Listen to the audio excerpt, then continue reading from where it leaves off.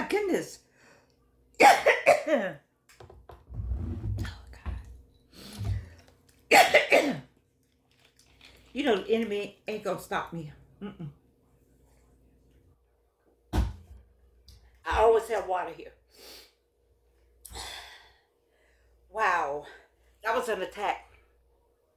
Anyway, part two. I love Dr. Monique Earl Lewis. She is so smart. Oh my God. Mm-mm-mm. I don't know what that was or why I had to have that attack, but it didn't work. And it goes back to faith. Faith in what I'm doing. You know, I study this thing. I study Myron Golden. I study Dr. Miles Monroe. You know, I study these people. I study YouTube. You know, you just don't get up here. And the reason why, because I just believe, I just believe that we have to deliver messages. And there's somebody on the other side of this phone. I always think it's somebody on the other side of the screen that's waiting for me to give them that message. And this was a case of where you can't let coughing and something get in your way like this. You know, people will say, oh my God, my show, oh my God, I'm so embarrassed. I'm not embarrassed at all because this is life. And people know when you start talking about God, Jesus Christ, start talking about having faith, what does Miles says? Something always attacks before. Soon as you have a good something bad will attack you, and that's why you know you have to keep going. And what happens with people is he's trying to get them to understand on his show, Myron Golden. Just because you have an attack does not mean it's the end. You have to push forward. You have to. Let me tell you something. I'm not here by just myself, it's by the grace of God. But I have to also be cognizant and intentional and push forward.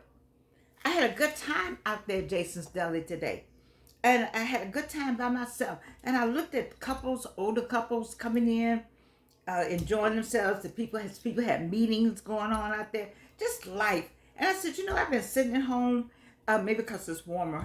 You know, I can get out more and look, and don't wait for anybody's arm. I'm going against my own philosophy. You know, when I first started this show, I used to encourage you all to go out. And Georgianne got caught up in, you know, my Spelman 60-year reunion and stop going out and stop doing things. And I said, oh my God, let me stop all that. Let me get out here and do some stuff. So forgive me because I'm going to continue what I was talking about, which is back to faith. You got to have faith in it. I was telling a friend of mine that Myron Golden says there's no present because as soon as you say something, it's already in the past. That is future and past.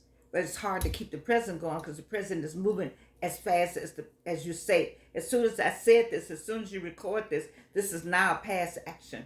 You know, so I don't know. I forget where I was going with that, but I'm going to make sure that I say that. But there are people out there that need this push. You're watching me because you need this push. You're sitting at home worrying about sitting at home. You're sitting at home. You need a book. You know what Myron says? I got 3 books on them, and they're trying to read. Myron talks about we watch the television, which is I do watch Abbott Elementary. You watch and the news. You watch TV, looking at characters who are living a great life, or you watching and keeping up with other people's lives. And what about your good life?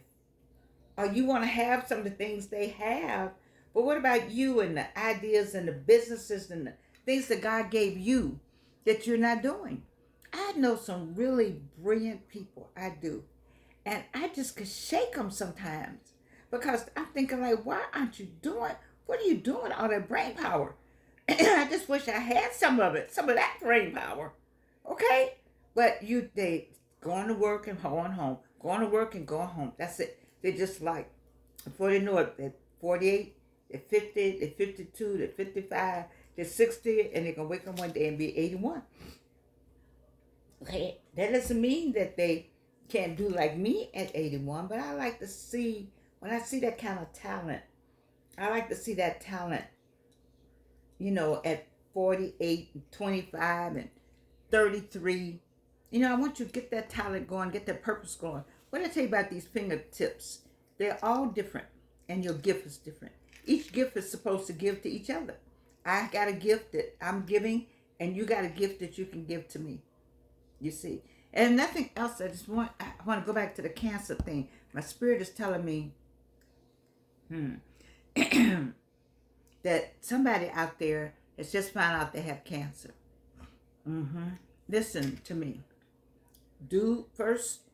I did what the doctor said, but I did it knowing that I'm gonna follow these things that they said, okay? But I'm following them with a different mindset. They said, well, you got to be here. Okay, then get there. Don't be like me now and show up talking about you 81. Late. They said you got to do 5, this, that, and the other. Then do 5, this, that, and the third, okay? They said you got to take this kind of test. Take the test. But it's the mindset. See, this, I keep saying, controls this. All right?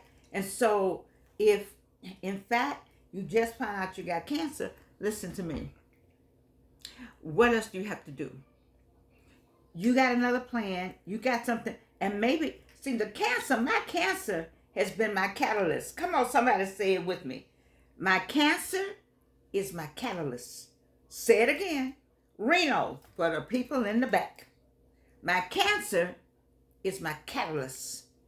And this catalyst is what I need to get me going. Because I got this cancer now, and it's a wake-up call. See, cancer can be your wake-up call, your catalyst. When my first cancer was my catalyst, because I went on to Clark Atlanta University, got went to class, earned it, got books, went to the library, wrote a dissertation, earned. I say that because there are people that's got honorary degrees, or they buying them. I didn't do none of that. I went to class. If that's what you want to do, that's fine. It's you, but I want to make sure you know that Clark Atlanta conferred that degree upon me. It wasn't easy. And it wasn't easy having just come up out of cancer, but it was my wake-up call. My cancer was my wake-up call. What's your wake-up call? And if you just found out, then let it be your wake-up call. My second cancer was my next wake-up call. Oh, man, I was weak. It was emergency surgery. This girl was a sick woman. Yes, it was. And when the Absalom Center said that I could have, or encouraged me, it was Dr. Catherine Meeks, encouraged me to have a one-woman show. I was thinking, you better do something, girl, because you're already 77, and you need to sing these songs, and you need to say that spoken word, and you need to do some acting. I did all 3 of them, and God sent me everything I needed like that. Sean and Cornell and Alma and Nancy and Tammy and Deatra. I mean, people just thought, I got this. People, my classmate, my church, everybody just swoosh right in. It happened before I knew it. And it happened February 13, 2020. But you know what happened in March 2020. Yes, it did. And so the third cancer was my catalyst. I said, whoa, again? Let me get this music out. I released an album. I did. I certainly did. Now, ain't nobody bought it. But that's all right. It's okay. I can say, I released an album at 80. I sure did. I can say that. For me, I had my book. It's all right. It's all right because you can say, these are things that you've been wanting to do. Do them now. Let your calamity be your catalyst. Whatever your calamity is, that's your catalyst to do better. That's your wake-up call to make that extra step. That's your time to get in Graphic Tropic. And if you don't know Graphic Tropic, then you can listen to my earlier shows on Myron Golden. Because we are into them books. And speaking of books, now I'm on part 2 of all that coughing You I know you all were worried about me. I was worried about myself. I said, no, you not. The devil is a lie.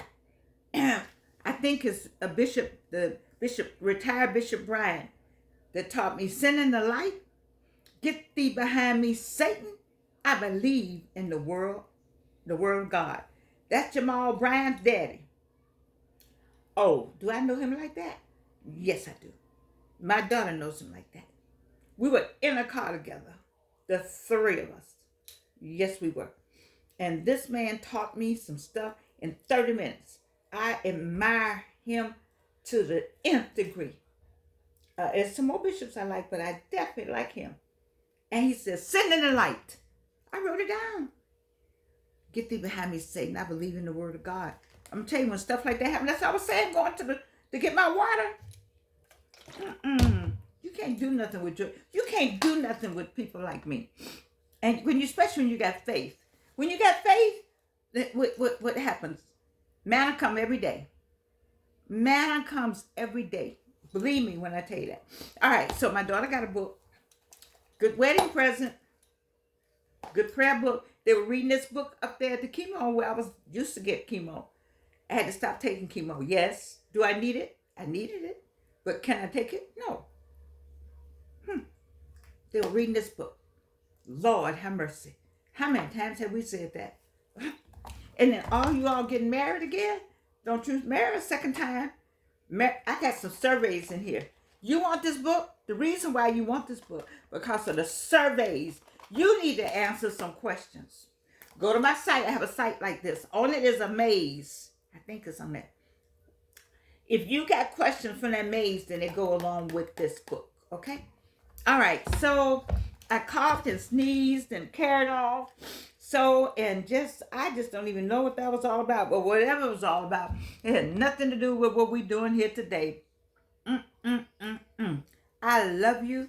I want you to have a good weekend. Excuse me, I just don't know what this is. But whatever it is, I'm going to let it go. I love you. I love you. I love you. And guess what? You can't do anything about it.